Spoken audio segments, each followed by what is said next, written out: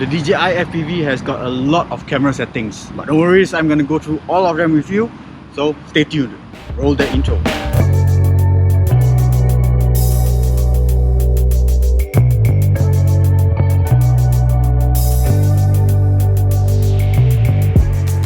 Good day guys, The Real Rahim here. Welcome to another episode. I hope you could join me for future episodes too by subscribing down below.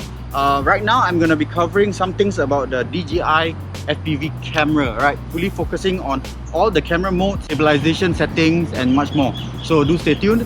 Let me just mention a bit about this camera. There is a wide angle, single axis stabilized, capable of 4K 60 FPS. It is also dampened on its own, but there is also additional image stabilization modes within the menu itself. I guess without talking too much, let's get into the goggles and see the different settings that you have. Okay, let's get straight into the camera settings. First up is your camera parameters.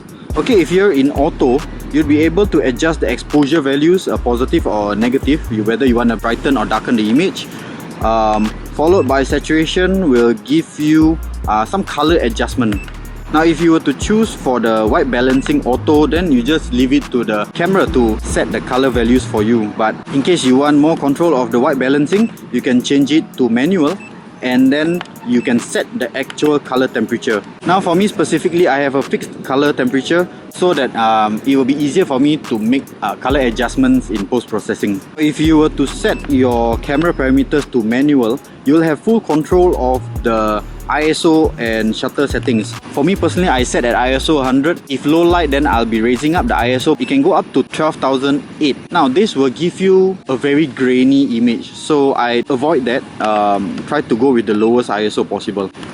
For my shutter speed, I'll be using the rule of 180, which is if I'm using a 50 FPS setting, I'll set my shutter at 1/100. I'll cover more into the cinematics in a later episode. As you can see, you cannot set your exposure value because the number that you see there is based on what the drone sees as the exposure value based on whatever manual settings that you've set with ISO and shutter.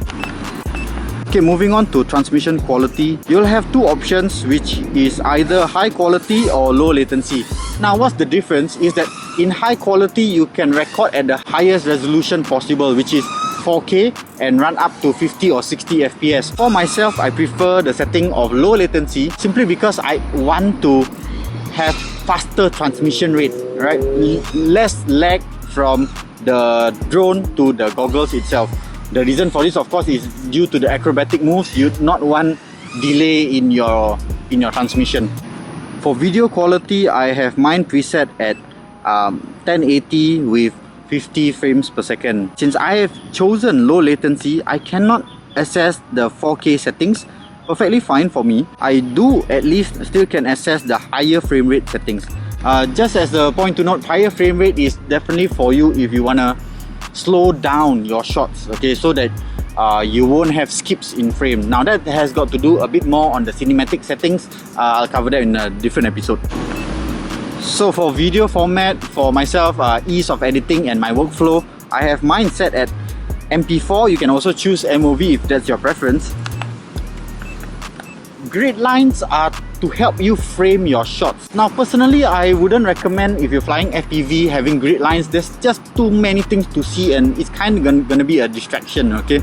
So, but you do have the option of whether you want cross or you want the rule of the thirds. Alright, these are some of the options available for you. For my center point, I have it switched on. It's basically a dot in the middle of your goggles. It really helps guide your drone around, alright? Especially in proximity, you want to have that dot in the middle to basically like a fighter pilot, right? So you know where to aim. So format SD card, without saying, that's something I really advise you to do before every flight. Go and archive all those footage and format that SD card. Now you can go a few more steps lower, which I did not realize at the start. There are your advanced camera settings where you can choose whether you want to record both. That means when you press the record button, will it record on both the aircraft and the goggles, or just on the aircraft, or just on the goggles itself. I have mine set to auto record on takeoff. I will never forget to record whatever happened as I fly in case I crash. Now here's the downside. It will activate the recording the moment the motors are on, but at the same time it will also switch off the recording if you power down your drone. What that means is that during a crash and you emergency shut down your drone, after the crash you will not have recording. Okay, so I guess it's a preference. I set myself at auto record for the most part of the journey, and I remember to press that record button in case I want to capture anything else while the drone is in standstill.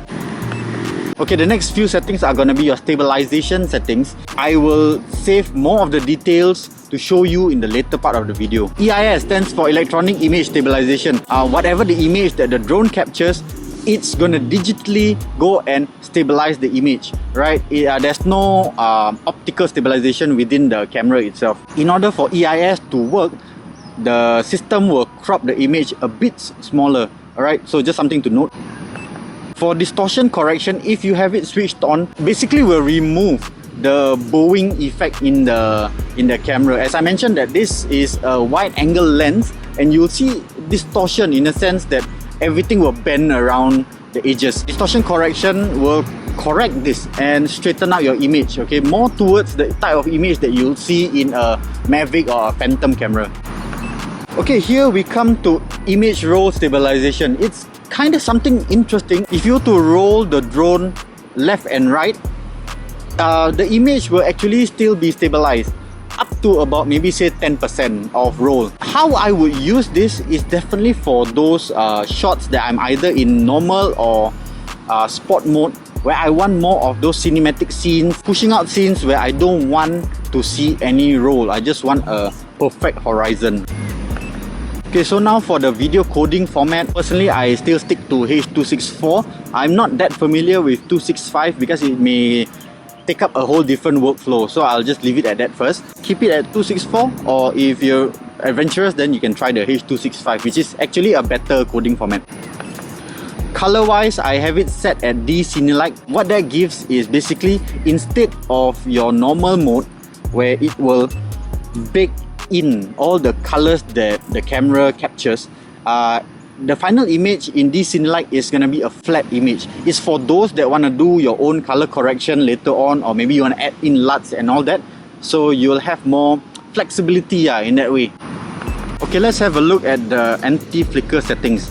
You have auto 60Hz, 50Hz, or you can totally switch it off. How that helps? What's that got to do with anything? Now, if you were to record lights in general, Singapore is going to have a 50Hz setting. So if you use the same 50Hz, then it will not flicker in your video.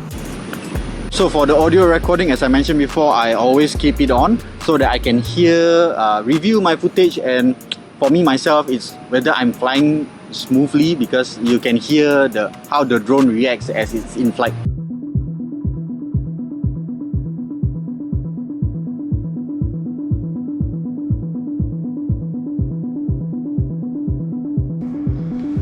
Now for this image, there's no stabilization applied. It gives you a raw flight look. You can see the stick inputs as I make changes of the drone movement in flight. As I close the throttle in turns, you can also hear the prop wash, which is a fluttering of the motors. Props are also fully seen in this shot. With the electronic image stabilization applied, you can see less of the props because image is cropped in. Overall, the scene looks very much smoother, and even the stick inputs are not so obvious. Now with distortion correction applied, it is best left for a more cinematic look, and especially where you have panning of camera movements.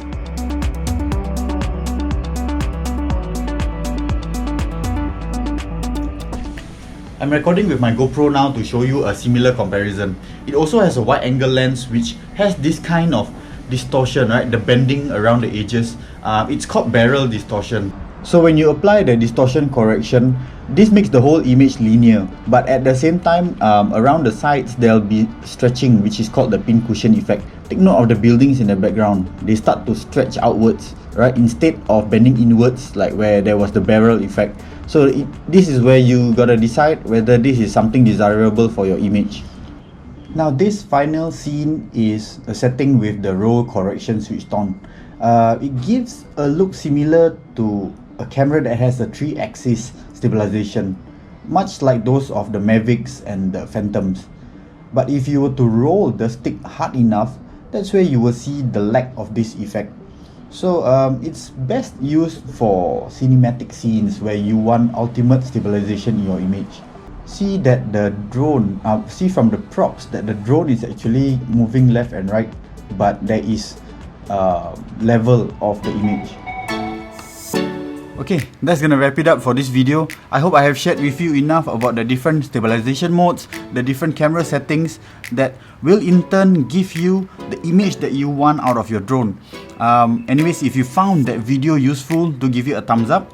If you've not subscribed, I hope you can follow me and subscribe down below, because next week I'm gonna be sharing with you rates. Now, not only I share with you my rates, but also I'll be showing you how you can tune your rates. I'll hold you by the hand and hopefully you can get your own rates dialed in. If you have any questions for me for this video, do chat with me in the comment section down below, and as always, I'll see you in the skies. Peace. There you are. Let's do this.